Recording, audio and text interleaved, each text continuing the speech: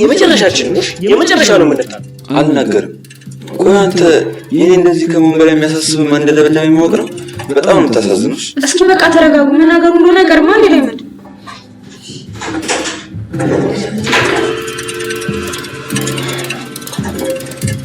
ኪንጎ ድራይቨር እንዴት ናችሁ? ጨረሳችሁ?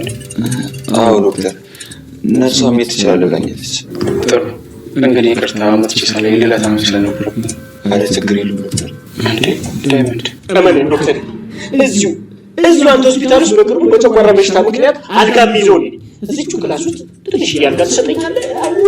ዶክተር ያልኩ እያጫወቱ እዚሁ በሽታዬን አስታምማለሁ። በቃ ዳይመንድ ምንድን ነው ያለው? በዚህ ደነዝ ምክንያት ነው ዶክተር፣ በዚህ ደነዝ ምክንያት እንደው ዶክተር አፈርሱ እስቲ በቂቱ መርፌው ጋልኝና ማን እንደመጣው አስተፋልኝ። እስቲ ይንገረኝ። ማን የመጣ ሲባል ይነቁ ማለት ዶክተር እኔ ምን ላድርገው? እሺ አይ ዳይመንድ ያንተ ቀልናቁ ነገር አይታወቅም።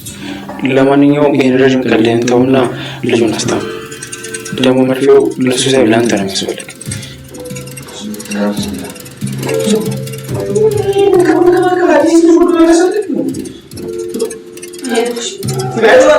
ለምን አይገርምም? ምን ነው በገደሉት ነገሩ ልጁ ለቀጠለ እኮ ወዴት ይቀጥላል? ወዴትም እኮ አይቀጥልም። ብላው ጀኔ ሳትነግረው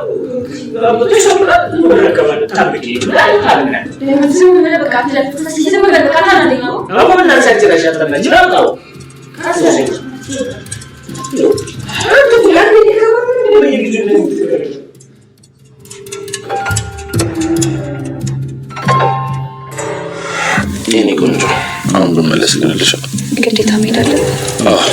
ስራ ጉሜ ልሽል ብዬ ነው የመጣት። እሺ በቃ ሶርድ እኔ ራሴ እከፍታለሁ።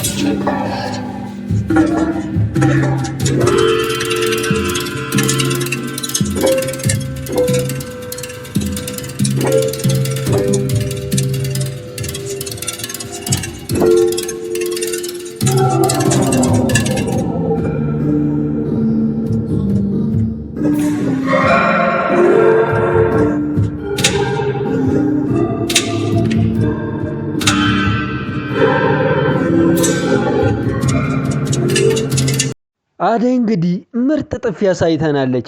ጥፊውን እንግዲህ ወደዳችሁ ቤተሰቦች ይህን ቪዲዮ ላይክ እያረጋችሁ ልብ ቅርጽ እያረጋችሁ ብዛታችሁን አሳዩኝ። እንግዲህ ቪዲዮ ቆየት ብለን ስለለቀቅን ሁላችሁም ቻናሉ ትንሽ ቀዝቀዝ ስላለ ላይክ፣ ሼር እና ሰብስክራይብ ማድረጋችሁ እንዳትረሱ። ወደ ዛሬው ክፍል ስወስዳችሁ እንግዲህ በስተመጨረሻ አደይን እንግዲህ ከዚህ በኋላ እንዳትጠብቅኝ በቃ እናቴ የምትለውን ውሳኔ ከእሷ ፍንክች ማለት አልቻልኩም። አሁን ላይ ያለኝ አማራጭ እናቴ የምትለውን ነገር መቀበል ነው። እንደምትረጅኝ ተስፋ አለ ብሎ ሲናገር ሰምታችኋል። ያው ያኔ አደይ ያለቀሰች አዎ ችግር የለውም ብቻ እናት ምንም እንዳትሆንብህ ሲባል እኔ በአንተም ቦታ ብሆን እንዲህ ነው ማደርገው ብላ ሁለቱም ተለያይተዋል። በጣም አሳዛኙ ነገር ነበረ። በዚህ ሁኔታ ላይ ግን ዴቭ አሁንም ቢሆን ተስፋ አልቆረጠም። አዲሱ መጣች ከተባለች ፍቅረኛው ጋር አንድ ነገር ለማድረግ ውሳኔውን አስተላልፏል። ልጅቷን እያማከራትና እሺ እንድትለው ብቻ እየለመናት ነው ያለው። ያ ምን ይመስላችኋል? በዚህኛው ክፍል ላይ በደንብ አድርገን የምናየውና የምንረዳው ይሆናል። እንግዲህ አብረውነታችሁን በልብ ቅርጽ አሳውቁኝ። በመጀመሪያ ደረጃ ዴቭ ምንድነው የጠየቃት? እቺ አዲሱ ፍቅረኛውን የሆነ ነገር እንድትረዳው ብቻ እያደረገ ነው ያለው። የመጀመሪያው ሊሆን የሚችለው ነገር ቢኖር የውሸት ሰርግ እናድርግና በቃ እናቴ ከዚህ እንድትሄድ ብቻ እናድርግ፣ እባክሽን በዚህ ተባበሪኝ እያላት ነው ያለው። እሷ ደግሞ እያለች ያለችው እኔ እናንተ እኮ የልጅነት ፍቅረኛሞች ነበርን፣ ያኔ ሁለታችንም በጣም እንስማማ ነበር። አሁን ካደግክ በኋላ ግን የድሮውን ዴቭ አይደለ፣ በጣም ተቀይረሃል። እባክህን ወደ እሱኛው ዴቭ እንድትቀየር እፈልጋለሁ። ይሄን ነበር እያለችው ያለችው። ዴቭ በሌላ በኩል ምን ሊላት ይችላል? ሌላኛው ነገር እንግዲህ እናቱን እንድታሳምንለትና ከዚህ እንድትሄድ ለማድረግ እየሞከረ ነው ያለው። ያንንስ እሺ ብላ የምትረዳው ይመስላችኋል? ዴቭ እንግዲህ የገባው አንድ ነገር ቢኖር እናቱን ከማሳመን ይልቅ እቺ አዲስ የመጣችዋን ፍቅረኛውን ቢያሳምናት ለሱ በደንብ ቀለልለታል። ነገር ግን በዚህ ልክ አደይ ወዲያውኑ ቀደም ብሎ እንደዛ እሷ ተስፋ እንድትቆርጥ መናገር አልነበረበትም። አሁን ላይ ለሊ እሷን እያማከረቻት ያለችው ብቸኛው ጓደኛዋ ሆናለች። ለሊ እያለች ያለችው በቃ እንደዚህ አትረበሽ፣ ዶክተሩ ደውሎልሽ የለ እንደውም እሱ ጋር ሄደሽ የሚታገዘውን ነገር አግዡና ነገሩ ፈካ ብለሽ ወደዚህ ትመለሻለች ያለቻት ነው። ለሊ ከዶክተሩ ጋር እያመቻቸቻት ነው። በዚህ ሁኔታ ላይ ቀጣዩ ክፍል ላይ እንግዲህ የከፋ ነገሮች ሊፈጠሩ ይችላሉ ማለት ነው። ስለ እናትየው ጉዳይ እናንሳ። እናትየው ለምንድን ነው በዚህ ልግግም ያለችው? ያው የመጀመሪያው ነገር ያኔ ፍቅር የነገረቻትን በመስማት በቃ ያኔ ደግሞ እሷ ጋር ያሳለፈችው ሁኔታ ነበረ። ሰራተኛቸው በዛ ሁኔታ ላይ በጣም መጥፎ ነገር አድርጋብኛለች ብላ ስለምታሰብ ሁሉም ሰዎች ወይንም ሁሉም ሰራተኞች አንድ አይነት ናቸው ብላ ነው የምታደርገው። ለዛም ነበረ ይችኛዋንም በጣም የጠላቻት። አደይ ግን ራሷን ማስከበርና ራሷን መመለስ ትችላለች። በምን መልኩ ካላችሁ ላስረዳችሁ። እንግዲህ በመጀመሪያ ደረጃ አደይና እቺ የዴቭ እናት አንድ ላይ ተገናኝተው ማውራት ይኖርባቸዋል። የዴቭ እናትም ቢሆን እድሉን አልሰጠቻትም እንጂ በምን ሁኔታ እድሉን ሰጣት አንድ ቀን አብረው ቢሆኑ አደይን ሙሉ ለሙሉ ትወዳታለች። ሌላው እንግዲህ ከእናንተ ከኦዲየንሶች እንግዲህ አንድ እንግዲህ አስቅር ያላችሁ አስተያየት የሰጣችሁት ነገር አደይ እየሮጠች ለምንድን ነው ወደ ዶክተሩ የምትሄደው ብላችሁ ነበር። ታዲያ እንግዲህ አጋጣሚ ነው እንጂ ዶክተሩ በዚህ ላይ እንደሚወዳትም እንዳትረሱ። ዶክተሩ በአንድ በኩል ፍትሃዊ ነው በራሱ በኩል። ያ ማለት ቀድሞ የመጣው ዴቭ ስለሆነ ከዴቭ እንግዲህ ነጥቄ የራሴ ማድረግ እንደማልችል አውቃለሁ ብሎ ራሱን አሳምነዋል። ለሁለቱ ደስታ ሲል እንደውም በመጣላታቸው ምክንያት አንዳንድ ነገሮችን ሲያግዛቸው ነበረ።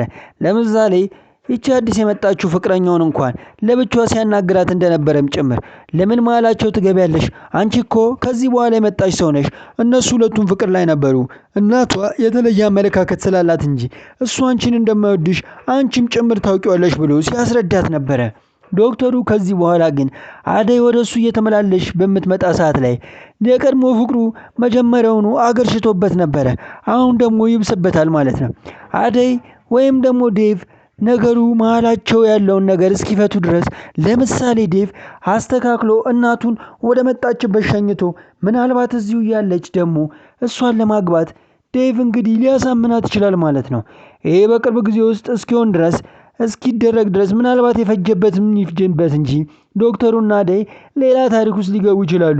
ለዛም ነው በጣም ነው ሁላችሁም ከዶክተሩ ጋር አደይ መገናኘቷን እየፈራችሁ ያላችሁት። የእናቱም ችግር ጨርሶ ምናልባት ከፈታው በኋላ ወደ አደይ ሲመለስ ደግሞ ገና የዶክተሩን ችግር ለመፍታት ሌላ ችግር ውስጥ መግባት ይኖርበታል ማለት ነው።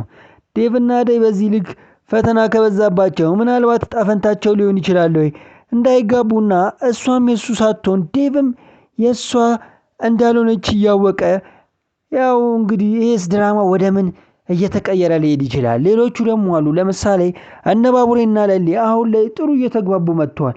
እነሱ ቀድመው ሊጋቡ ይችላሉ።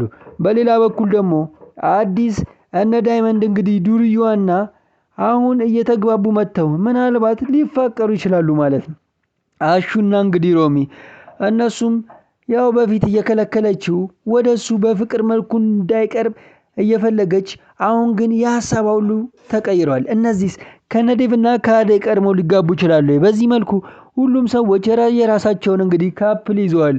ሩታም ቢሆን አሁን ላይ ዶክተሩም ብታፈቅረውም ብትወደውም ዶክተሩ እይታው ሌላ እንደሆነ ገብቷታል። ለዛም ነበር ወደዛ ቦታ ስትመላለስ ብዙ ሰዎች እያዩት እናቷም ጭምር ከቤት እንዳትወጣ እያስጠነቀቀቻት ነው።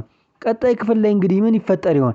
ራሷ በኩል እንግዲህ ፍቅርንም እየሰጋች ያለችው እኔ ደውዬ ያንን ሁሉ ነገር እንደነገርኳት ማንም ማወቅ የለበትም ያው ታወቀብኝ ማለት ጥፋተኛዋን እንደሆንኩ ይታወቅብኛል ብላ ፍቅር እንኳን ፈርታለች። አደይ እንግዲህ በዚህ መልኩ ላይ ከዶክተሩ ጋር መግባባት ካለባት ጭምር ራሷ እንግዲህ አሁን ላይ የምታስበውን እሱ በጣም አማካሪ ብላ ነው የምታስበው። በተለየ መልኩ ቀርበው አይደለም። ዶክተሩ ግን እንደዛ ያስብ። እሱ የሚያስበው አሁን ላይ እጣ ፈንታዋ የኔ ሊሆን ይችላል፣ አሁን ፈጣሪ ተመልሶ ያመጣትም ከሱ ጋር ያጣላትም ለኔ ያስቡ ይሆናል ብሎ እሱም እድሉን መጠቀሙ አይቀርም ማለት ነው። እናንተ ምን ታስባላችሁ? የራሳችሁን ግምት ኮሜንት ላይ እንግዲህ ሁላችሁም አስቀምጡልኝ። በቀጣይ ክፍል እንግዲህ አብረን እስክንገናኝ ሁላችሁም መልካም ጊዜ ቸር ሰንብቱ።